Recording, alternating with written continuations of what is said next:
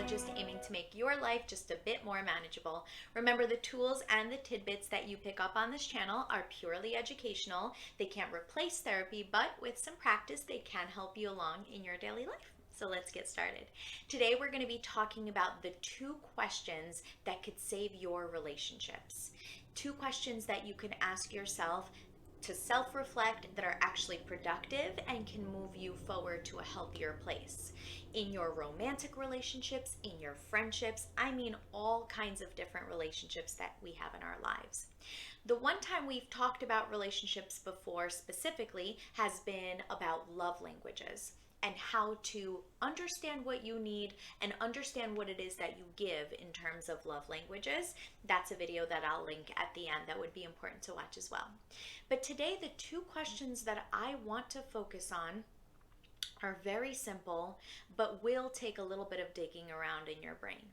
The first one is, I want you to think about how in your family, which is our very first template for what relationships are, whatever your idea of family were. It's not always 2 parents. It's not always parents.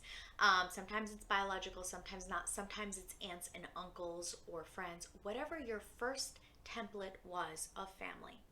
I want you to dig into that, and the first question is to ask yourself, how was love expressed in that family, and how was anger expressed in that family? Because it is very, very likely that whatever you saw, good and bad, you are dragging in to your relationships now, good and bad. And so the second question I want you to ask yourself is, what is it out of that I'm bringing into my relationship? Maybe love was expressed in a very affectionate way, kind of physically affectionate hugs and kisses, but not very verbal. And the partner we're with now, let's say, or our friend really feels loved in a verbal way, but really we only give them kind of those hugs and kisses, and they could use more of that verbal stuff. That would be a good thing to reflect on, because in order to make them feel more loved, we can sort of break the pattern of what we grew up with, take the good part, take the affection part, but on top of that, really work on being more verbal if that's what the people in our life need, even though we didn't get it from when we were growing up. Now think about how anger was expressed in your family. Was it stuffing down, and a massive explosion? And that's what you're doing in your friendships and your romantic relationships? That maybe isn't great. Or was it sort of a complete stonewalling, shutting down, or was it sweeping under the rug? Whatever it is that you saw, it is very, very likely that you are bringing that into your relationships.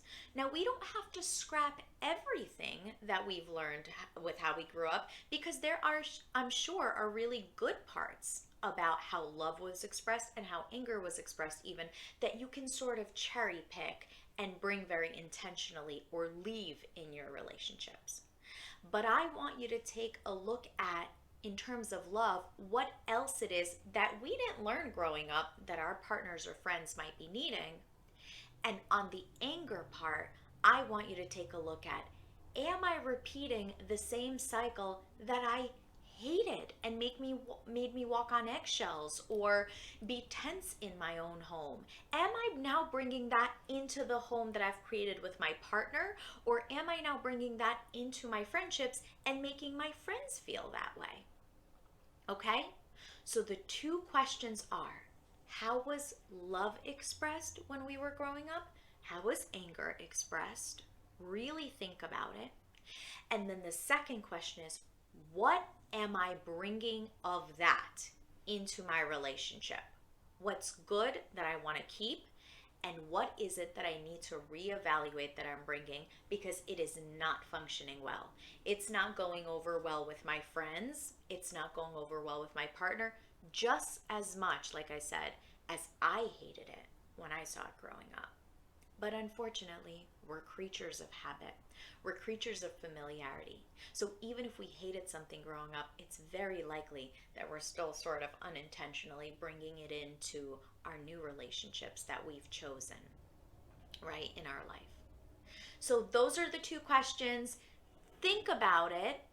And maybe even you want to write some stuff down for yourself so that you could really intentionally work on whatever conclusion it was that you came with, right? Maybe you can make a keep column, keep for love, discard for love, or things that you need to get better. And maybe for anger, you can make a keep column. You know, I actually handle this pretty well. I'm pretty expressive when I'm angry, and that's what I learned.